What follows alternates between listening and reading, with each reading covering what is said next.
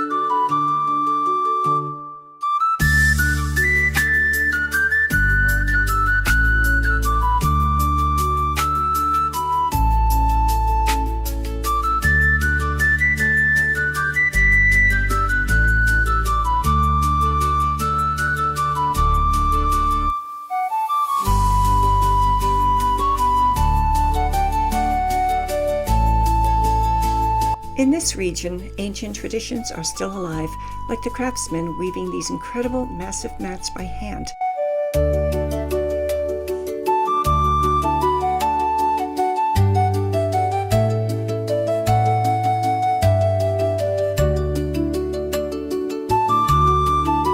As you approach the site, the modern world completely fades away. Chongos sits in a pocket of profound solitude. It's surrounded by fertile green fields, yet the moment you step onto the desert sand, the atmosphere changes. It's not frightening, but it feels incredibly alive, as if the earth itself is holding its breath.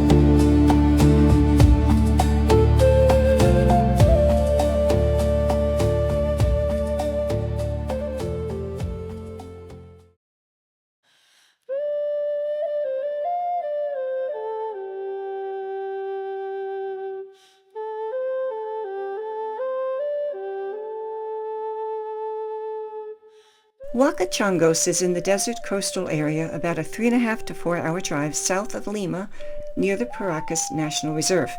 Also known as the Chongos Archaeological Site, it is estimated to be around 2,000 years old, pre-Inca. Archaeologists believe it was a ceremonial center for either the pre-Inca Paracas culture or the Chincha kingdom, which followed.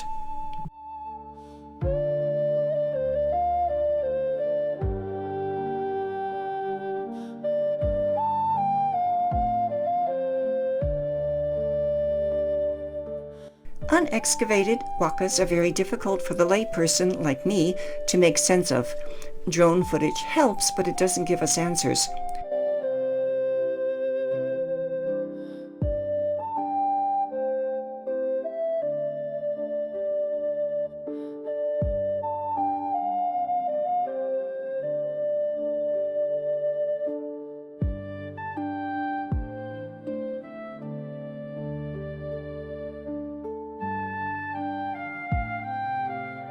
It's a sad fact that people have been coming here for a very long time, taking entire mummies, their burial clothes, pottery, and other relics.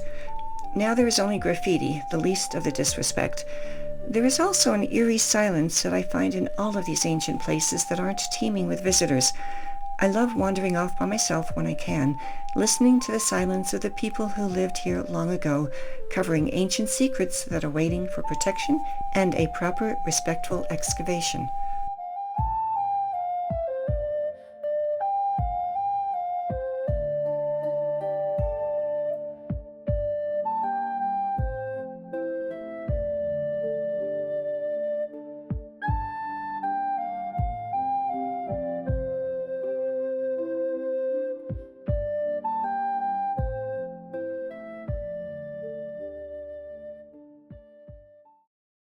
Recent LiDAR scans show a massive tunnel below ground, directly under the Chongos Pyramid.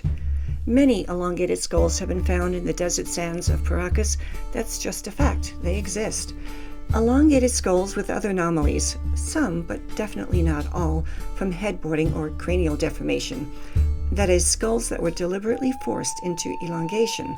For example, when you look at some of the skulls in Peruvian museums, there are no telltale signs of headboarding. None, along with other anomalies that we'll get into in another video. Many of the Paracas people were of small stature with unusually large eyes, many with red hair, and are believed to have lived underground. There are stories here, too, where I live in southern Ecuador, that the abuelos, or grandparents, tell of growing up knowing about the small people who lived underground in caves. These stories are ubiquitous, too many to disregard with integrity. Now, either you're still on board thinking inside the box of regulated history, despite verified anomalies throughout the world, too many unresolved mysteries, or you're ready to board a new train, one that honestly explores and critically investigates without prejudice. Either way, until these fascinating sites are fully excavated by archaeologists open to alternative versions of history on Earth, there are no definitive answers, and maybe not even then.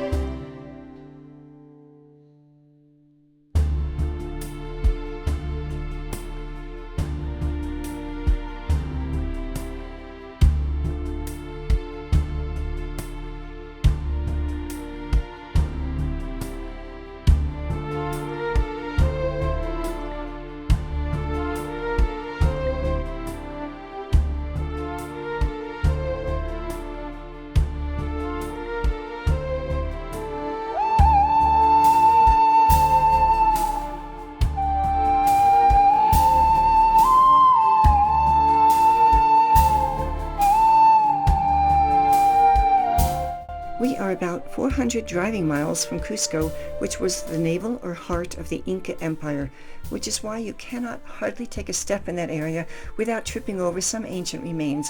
But all of Peru is filled with reminders of millennia of people who lived before us. So I understand why they can't keep up with all the excavations and restorations, but hopefully they'll get to Huaca Chongos soon.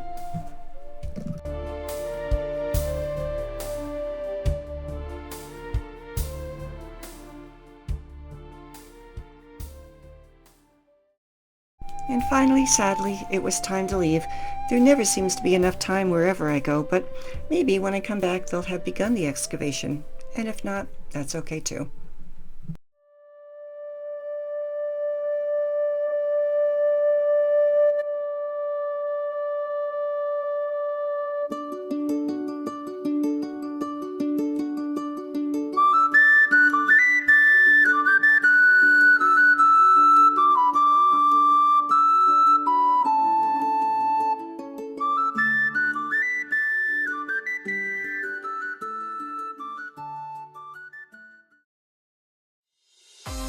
Thanks for watching.